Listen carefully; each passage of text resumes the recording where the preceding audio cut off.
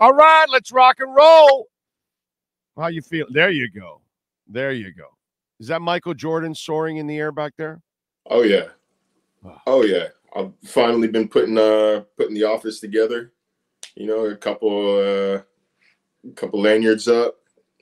At least one photo. You know, it's a slow process, but a process. That's a good photo to have. It's funny. I actually I swear I've told this story before, but maybe not. My the newspaper I worked at in Seguin, Texas, right? I was a sports editor. And I go in the back room for to find a notebook or something. It's our equipment room, supply room. I see this just laying on the ground, propped up against the wall. And I was like, what is it? I take it out to the newsroom. I said, whose is this? Why is this here? And they tell me the old sports editor left it in there while he was moving. And then he planned to come back and get it, but it's been in there for a year and he never came back for it. So I told him, I'll tell you what, I'm going to keep it in my house, in my living room. When he needs to come get it, if he ever comes back, I will go home and I'll give it to him. But until then, finders keepers. And he never came back for it. That's it. It was lost and you found it. That's all. I mean, me personally, I would never leave this at work and forget about it. Me personally, I would never store it. Yeah. That's ridiculous. This has been to 5 different apartments with me, I think. You know, 1, 2, 3, 4, 5 different states. And it has always come. It's always made the trip. There's never been a question of where MJ is going to be. So someone like me, I'm personally going to be taking MJ from the free throw line. But, hey, shout out Tucker, man. Thank you. All right, so what'd you think of yesterday's win? It was a win. It was a win. Much better defensive performance than we saw against the Bills, although it is to be expected because this was the New York Giants that was missing half of its offensive line and its best overall player in Saquon Barkley. So I mean, you better hold this damn team under 250 yards. But I'm looking right now to see what was the total net. 205 passing yards, 50 rushing yards, 85 rushing yards. Could be better, could be worse. Yeah, I thought the biggest takeaway turnovers made it closer than it should have been. Actually, that's where it got a little sloppy. You know, again, it was a win, which is great and great for the team.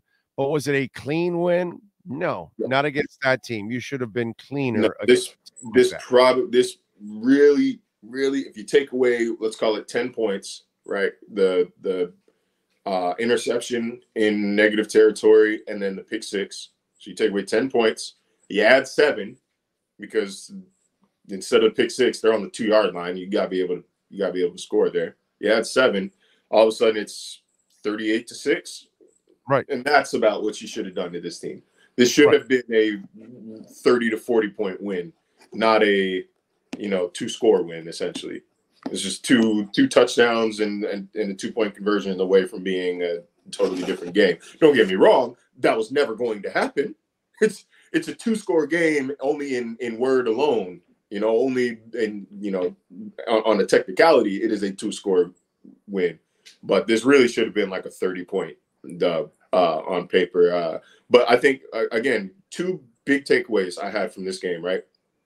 Number 1, you turn the ball over 3 times and still drop 31 points with 500 yards. With no turnovers, 30 points and 500 yards is a damn good game. Yes. It's a damn good game. That tells you where the floor of this offense is. And number 2, if we look at Tua's performance yesterday, let me pull up the exact stats right now. 22 of 30, 308 yards, 2 touchdowns, 2 interceptions. 200 and I believe 33 of his passing yards were after the catch. This was a yak game. It is what it is. This was a yak game. It wasn't his most impressive performance in a Dolphins uniform. He wasn't sharp. He wasn't his best at all. He wasn't. I would say it is slightly below average from what we have come to expect from Tua this year. And that is the takeaway here. Not that, oh my God, Tua played bad. You guys can't ever let him. You can't ever compliment him. No. The standard and the expectation for Tua has now risen to the point where a 300-yard game, we could say, wasn't that great. 2 years ago, 300 with 2 interceptions. Yeah, Tua played good enough to win. Tua played well. This was a good game for Tua. Right now, he can do better. And like that just tells you how far this franchise, this program has risen over the past couple of years. Those were my major takeaways from the game. Yeah. And Andrew Van Ginkel must start from here on out. I don't give a shit. Whatever happens with Jalen Phillips, let Phillips and Chubb work themselves out opposite of Andrew Van Ginkel. Andrew Van Ginkel is your number one pass rusher and your number one defensive player right now. It is an uncomfortable position because he is also the player who you invested the least amount of assets into. Bad. But it's football's meritocracy. Football's meritocracy. I don't think Bradley Chubb was horrible yesterday. The sack numbers were not there, but if I remember correctly, seven pressures. No, the whole season. Hits. The whole season. Chubb has got pressures for the whole season. Actually, he have bad numbers in his pressures. Actually, you want the big number. You want the sack numbers. Like that's the pretty thing. That's what gets you paid. That's what technically got him paid before. He had 5 sacks, I think, in 10 weeks or 5 sacks in 9 weeks. When they traded for him last year, he had, I think it was 12 or something like that as a rookie. Like he has shown he can be a plus sack guy, but we just haven't necessarily seen it here. This was the Van Ginkel game, and look, man, they got kind of an issue coming up because I don't think he's gonna be cheap. I was talking to another writer yesterday who said, Stephen Ross should pull Van Ginkel aside and say, "Hey, look, man, we're gonna offer you 4.5 a year." I was like, 4.5. It's gonna make more than that if he continues. 4.5. A lot more. I'm not saying he's like a 17, 18 top high-end TJ Watt type money, but you better be prepared to pay 8 to 12 for Andrew Van Ginkel coming up. So somebody's got to go. Well, listen, you're not bringing back Raekwon at this pace. You're definitely not bringing back Agba, right?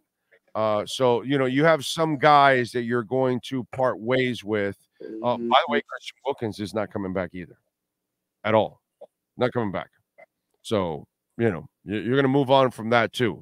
Because if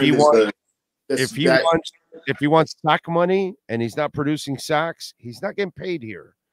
So, by the way, lowering his number at this point at the pace he's at. The problem there, though, is that at that point, you're rebuilding your front seven. You're almost totally rebuilding your front seven. And I don't know, based on the timeline that this team has and the finances and assets available, I'm not 100% positive how feasible that is to shake things up that drastically. Granted, maybe, Vic Fangio has even more input on and can handpick his guys and put together defense that he knows will work. We'll get there when we get there. We'll see when we see. But that is still, like I said, they have kind of a problem coming up this offseason. That in itself. X is gone too. That's also a big number gone. It's going to be an interesting offseason. It's going to be an interesting offseason because, they're not quite like the difference between like this team and like the greatest show on turf era Rams is like those Rams defenses were bad. I believe in 2000, they still have the record for most points allowed by a team with a winning record. The Dolphins aren't going to be that. It's not like the Dolphins have their offense and the Broncos defense, or their offense and the Giants defense, or the Cardinals defense. Like this is a middle of the pack. Some days they'll pop, some days they'll drop, but it's a real middle of the pack defense right now. This is the most balanced Dolphins team, my brother. On offense, I just wrote about that last night as well. 40 years, easily. That offensive balance is absurd. No, I mean offense and defense. They've never. Oh, I see what you're saying. They've always been one-sided. The Marino years, they were all offense, no defense. And then after that, since post-Marino, you were mostly all defense. You were never any offense. The only offense you ever had was Jay Ajayi 1 year, Lamar Smith 1 year, Ricky Williams 2 years. That was your offense. Smith or Miller? Lamar Miller. No, Lamar Smith. Lamar Smith. Is there a Lamar Smith? Yeah, Lamar Smith. When there was with the Colts and then with us, that Dave Wannstedt got on his back. And got you. I thought you were talking about the Lamar early 2000s. So the 3 times they had an offense. Oh, no, 4. The stupid Wildcat. Like, and that's a shitty offense. Revolutionary Wildcat. Whatever. A gimmick that ran out after a couple games. But the Wildcat, a Jay Ajayi year, the Lamar Smith year, and the 2 years for Ricky Williams. Outside of that, you've always been a defensive-minded team, and you've had some pretty good defenses in the last 30 years, but never any offenses to complement it. Now you've got a monster offense, the best you've had since the 70s, and now you've got a defense maybe since the early 80s. So, yeah, it's this is a balance that I'm not used to as a Dolphins fan, by the way.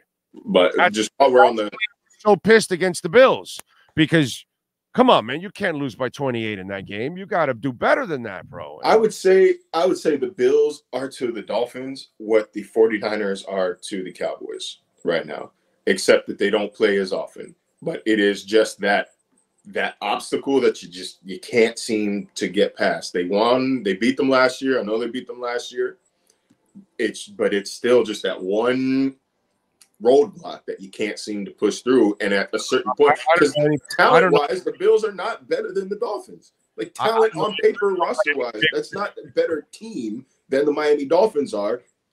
It's got to be up here when you face up against this damn team, when you face 17 on the other side, and he's doing whatever the hell he wants every week. It's a mental block at this point. It's not quite, it's not a quite one-to-one fit because the Niners are truly better than the Cowboys. They're better and they're that mental roadblock. But it's the same concept in that this is an obstacle you haven't been able to get past. Like they should be able to get past them. That's what made last week's game so frustrating was like this is not a 28-point gap between these teams. There's not a 28-point gap between those teams. There was 3 games last year. There weren't 28 points in between the 3 games. Oh, it was like 8 points between the 3 games. How many was the difference in those 3 games? What was it? Like 10, 12 points, 15 points? Maybe. I mean, it was 3 in the last 2 of them alone, so that's 6. And then the Dolphins won by, what, 5? I think. That swings it 12. Yeah, like 12.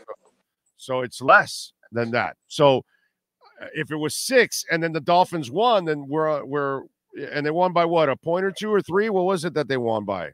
So then the difference was like 3 points or 4 points in between all 3 games. But, by the way, on the Cowboy thing, it's not just a Niners thing. They don't win anything. They don't win any big games, any big moments. They don't win in the playoffs. They're constantly choking, by the way. Okay? Constantly. Buffalo? No, the Cowboys. Oh, the Cowboys. Yeah. Never win anything, dude. Post Jimmy, they've never won anything. Every time they get hyped up for everything. It's just not a Niners thing. And Dak Prescott, my God, that guy chokes in every big moment that he plays in. It's really amazing to me. But my point with the Dolphins is the kind of talent they have. I need you to start winning those kind of games. Like in 2 weeks, that's where I'm measuring you. I'm measuring you against the Eagles, dude. I need you to either win that game, or if you lose that game, it better be one that you lost right at the end of that game. And this is what we were talking about, I believe, the last time I was on the show, is that like that's the beauty of the Dolphins schedule this year is there's a handful of these games where you can use it as a measuring stick. Obviously, it was Bills earlier in the season. It was Chargers at the beginning of the year as well, considering how at the time it was the Chargers game was a measuring stick to be able to go on the road in week 1 to who hasn't played in a year. Your defense couldn't stop a nosebleed in that game. Daniel, because he got stumped. Not really. The Chargers don't accomplish anything. They're not really They're not. But like, we're not going to sit here and act like we didn't circle that game. The media, fans, like it was absolutely. So like that was a measuring stick game. Not really Patriots the next week. I've been saying the Patriots were trash for months. I don't even feel good bragging about that because it was so obvious. Can we question Belichick more? Are people going to start doing this? Do you want my you want the Belichick take? Without Tom Brady, bro, he's nothing, dude. He has done nothing to beat the Tom Brady popped you up allegations. He's done nothing to prove they didn't. Besides that one, I think 10-win, 11-win season with Matt Castle under center where they caught lightning in a bottle, but I still think they missed the playoffs if I remember correctly. Oh, and that team was loaded. Go look at that roster, bro. Oh my God, that was a great roster. Matt Castle, all he had to do was facilitate and get out of the way, dude. That team was loaded, bro. I think I've said it. I've been saying it all offseason. I don't think Mac Jones is very good. Not that he's not very good. I don't think he's good. I don't think he's an NFL starter. I think he's a stopgap type quarterback. But even if he wasn't, I feel like that. Even if he wasn't, they have not given him the necessary tools to succeed there. Your number one receiver is who? It's Bourne. who? Bourne? Kendrick Bourne? I guess. No disrespect to Kendrick Bourne, but like, taking a guess. Like Kendrick Bourne's not a number one receiver. Like it is what it is. He's not a number. He's a good NFL player. He's a good player. But like, if that's who you're looking for, hey, it's second and long. We need to get something close to the sticks. It's third and long. We need something. There are better options in the NFL than Kendrick Bourne. They traded for Devontae Parker to what? For what? Like to try to recapture his 2020 form, the only, the outlying season in his career. The guy can't separate, and Mac Jones struggles to hit tight windows. So like, it's not this is not an offense that's even built for Mac Jones. And on top of that, he's struggling, and it's at a point where it might be too far gone. But either way, that fifth-year option is not getting picked up. There's not a lot of coaches that survive getting a first-round quarterback wrong. There's not a lot of GMs that survive that. Mm-hmm. There's even fewer GM/coaches that survive that. It's tough when you're flipping both sides of the coin here, your Bill. This seems like a perfect scenario at the end of the season for Bob Kraft to say, hey, look, this isn't working out anymore. Because of what you've accomplished, why don't we mutually part ways? Why don't we say you don't want to be part of a rebuild, and we have decided to pull the plug on this whole roster as currently constructed. That saves me the blowback of firing the best coach in NFL history, the most accomplished coach in NFL history. That saves you the embarrassment of getting fired from a place you won 6 Super Bowls with. Like it works out for everybody. Like that's where I think the Patriots are going this year. And like now it's the popular take because it's becoming more obvious. But like I'm telling you, I've been saying this usually on the radio, usually on ESPN radio. But I've been saying this for months. Like that the writing is on the wall. Yeah, I said that he would be on the hot seat after this season for next year. By the way, just out of curiosity, the Devontae Parker trade, is that a Chan? Because it was a third rounder. I'm wondering. I don't know. It was a third rounder. I thought it was a third rounder in. I'm not sure. That's why, Sean, can you look up for me the Chan or when the Parker picked? I thought it was in the 23. I thought it was in not the 23. I thought it was in the 22 draft. I wasn't sure. I thought it was in the 22 draft, but no, because they traded one. They had one got taken, right? Right. Yeah, because the stupid idiot. Yeah, but the one that gets taken is yours, not the one you get traded for. So they lost their third rounder, and then I don't know what they used to acquire Jalen Ramsey. Okay, here we go. That's right. They did. That's how they lost. Dolphins sent Parker and a 2022 fifth-round pick to the Patriots for a 2023 third rounder. And that third rounder, did that become a Chan? That I have to find out. Let me see. Okay, because they sent a third-round pick and Hunter Long to L.A. for Jalen Ramsey. Right, and then the third rounder for a Chan. So one of them became no. I think the Ramsey one comes from Tunsil. I think that third rounder comes from the Niners. I think it's that Chris Greer has made some trades that have just grown and grown. If this is the case, because you're dead right, and it's not something, I'll admit, that's not something I really thought about. But if this is the revelation here, if we find out right now that was Devontae Parker. Devontae Parker in a fifth rounder into A-Chan. Bro, this guy's the baddest ass GM on the planet, dude. The Tunsil trade and the San Francisco trade already, you should put fucking a gold statue of his ass outside the stadium. So New England did have a third-round pick this year. I do not know where it came from. I've got to. No, it's fifth round. Miami. I'm saying this year New England picked in the. Oh, okay, yeah. That might have been. Well, yeah. I don't know if it's theirs or somebody else's, but that third-round pick from New England either became Jalen Ramsey or Devon Chan, which is. Let me see. When was that? Okay, here we go. No, so Patriots traded the 2023 third-round pick, 77th overall, to the Dolphins for Devontae Parker and a 2022 fifth-round pick. That 2023 third-rounder became Byron Young. So it was the pick traded to the Rams.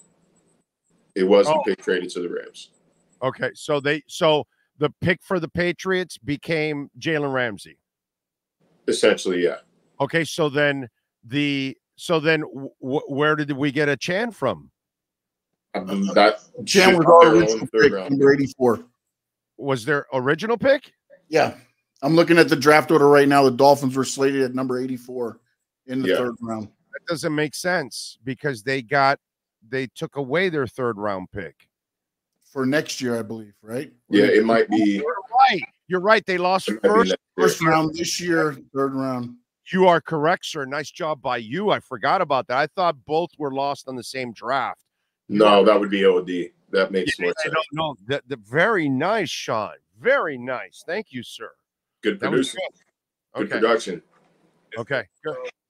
Right. But either way, like it made it possible. The pick made it possible to grab A-Chan because they had a third-round pick to spare. Yeah, that would have been but man, that would have been cool if that would have turned into a Chan. But either way, it would have been funny. It's amazing. And to watch after all the talk in the offseason of all these running backs, and running back is the least of your concerns on this team. I mean, seriously, how deep they don't even use Chris Brooks. And we're all dying to see Chris Brooks play more, but how the hell do you play more when the top two guys are tearing it up, bro? I mean, that kid was only averaging 33 yards a carry early on in the game. It's going to be interesting because Jeff Wilson's healthy. I talked to him in the locker room. He said he felt good. It's not something I think I can quote him on.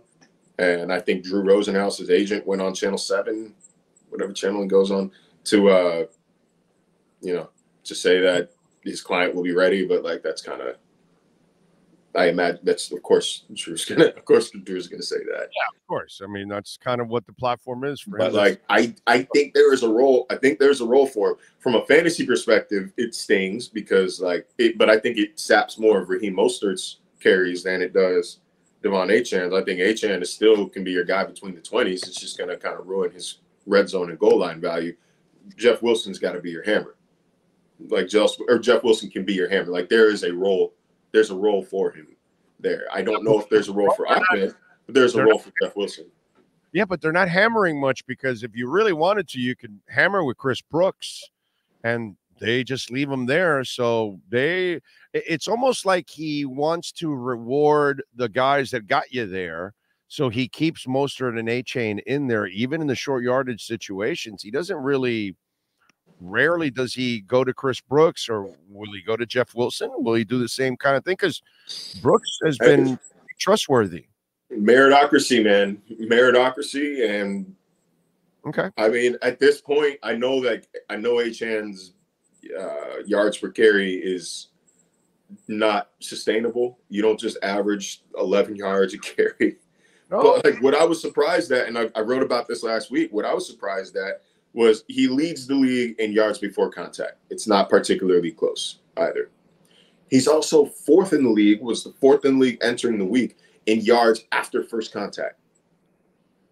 Like that's a problem that Dolphins running backs have struggled with over the past several years is, you're getting a little bit of push from the O-line, but you can't break a tackle. Myles Gaskin, Savon Ahmed, these guys were not built to break a tackle.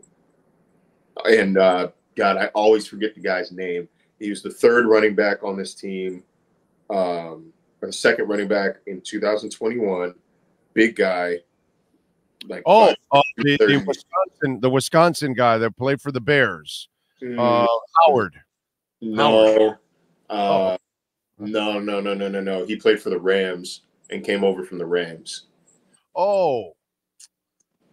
I used to text one of the writers, one of the beat guys here about it all the time because he's this big, bruising, 230-pound back who kept dancing every time he got the ball. He would juke. He would think he's Barry Sanders. And it was like, bro, you need go to ahead, Sean.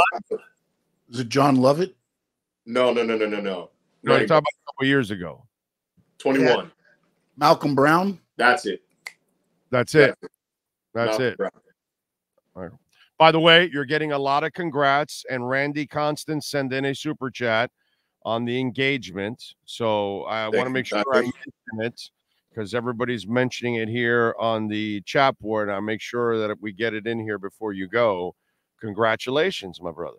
Appreciate it, man. Appreciate it. That was a lot of stress off my brain because, Lord knows we spent plenty of time.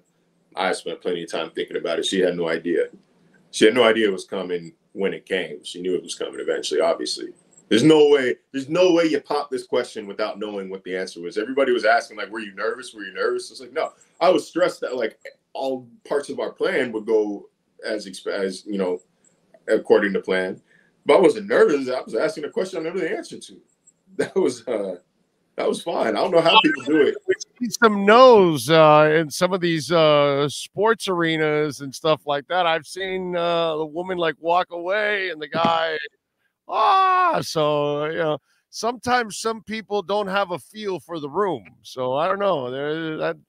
That happens sometimes, So yeah, not here, man. No, we've been talking about it for a while. I knew what I was gonna get. I knew what the answer was gonna be for a long time. And I mean, y'all go ring shopping too. So like, not exactly like just to get the size. I let her pick out, I let her shop around some rings and talk to the clerk. But I already have the ring, so I was like, oh, this is a moot point. You're showing me these oval cuts and this and that, and I was like, yeah, it's pretty. Your ring is hidden in a shoebox right now. So that's there's the one place I knew she was not going to look is my big wall in my closet full of shoeboxes. I never took my wife. I don't know if it's a Latin thing, but I never took my wife for both of her rings to shop because I gave her the ring when we first got married, and then I gave her a new one in our 25th wedding anniversary in Paris. That's where that Eiffel Tower is from. That I bought it in Paris, and so I never took her ring shopping. Like she saw the ring for the first time when I gave it to her at the altar or 25 years later, actually. So I don't know if it's a Latin thing or if it's just my dumbass that did it. Did I do it wrong? Am I supposed to like take her? I mean, Haley didn't see, she had no idea what this one was looking like or would look like.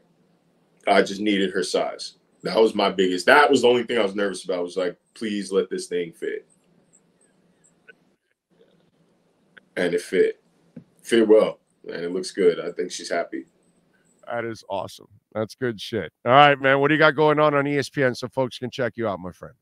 I got a story coming on the offensive balance of this team. It's not a run-first team. It's not a pass-first team. This is finally an offense that can get the ball done, that can make explosive things happen from any position on the field. Amen. Any position on the field.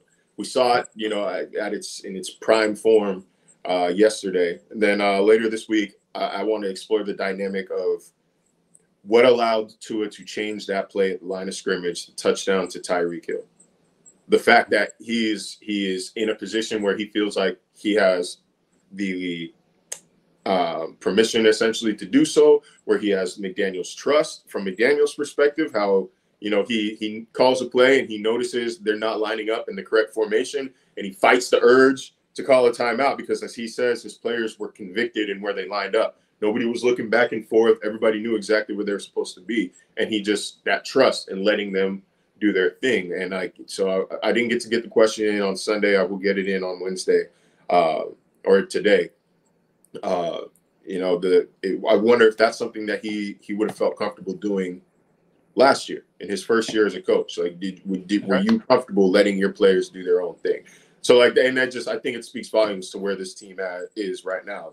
The trust in each other, the comfort and confidence they have, the command of the offense he's got. Granted, I mean, he could have just maybe to a solid personnel and figured they were going to go single high, or maybe he noticed, oh, wow, they're man-to-man right now. Like, what did he say last year? If they're covering Tyreek man-to-man, I am throwing the ball to Tyreek. Please. Yeah. Oh, yeah. Hell yeah. So, by the way, one more thing before I let you go. I've talked about this on the show, just thinking a little outside the box. Most players, as we know, they're not going to learn the playbook in 1 year, obviously. So I know that Chase Claypool is not going to learn the playbook. They're probably going to give him piecemeal and institute packages for him to get him involved early on. I say, please don't use him at all this week. Save him for Philadelphia. Give him 2 weeks of practice so he feels even better. Create some packages for him so he feels even more comfortable. But why show anything in a game you don't need it? And I'm not saying Chase Claypool is the secret weapon. Bro, Tyreek and Waddle are the shit. You don't need anything else. But why not just have a little ace in your back pocket waiting there? I will say, I think that I think it's a hand in glove fit. As I see it's starting to rain out now, I might need to take the dogs inside. So I'll say this before I go. I think he could be a better version of the Ezukama in the Ezukama role than Eric was, because now you've got a guy there. He's faster, he's bigger, he's stronger. And it's a way to get his confidence up, his way to just get the ball in his hands quickly. It requires less blocking than it would being out wide. I think it's interesting. So I'm sure we'll get to talk to him this week, though, and we'll talk to Mike about it here in a few hours. Do you agree? Save him for next. Not that you can ask that to Mike because he's not going to tell you. But if you're McDaniel, don't you save him for the following week and not this week? I guess it depends on what the plan is. If you plan to use him like Ezukama, then maybe not. Maybe go ahead and get him some run. All right. Follow him on Twitter at Marcel_LJ and catch his fantastic work there at ESPN. Marcel, congratulations, and thank you for taking time as always. Yes, sir. See y'all. Thank you. Welt Rheaume, call my guys. Jeff and Dan, 954-966-4646. Personal injury, commercial litigation, condo damage, criminal damage. See, it's raining. You got water damage from some rain, or maybe a busted pipe, yours, the condo next door, the townhouse next door, whatever it is, you may have a case. And maybe something happened to you over the last month, the last 6 months, last year or two, and you don't know if the statute of limitations have run out. Please call. The consultation is free. Questions are free. They will then take care of it from there on out. So call them, man. 954-966-4646.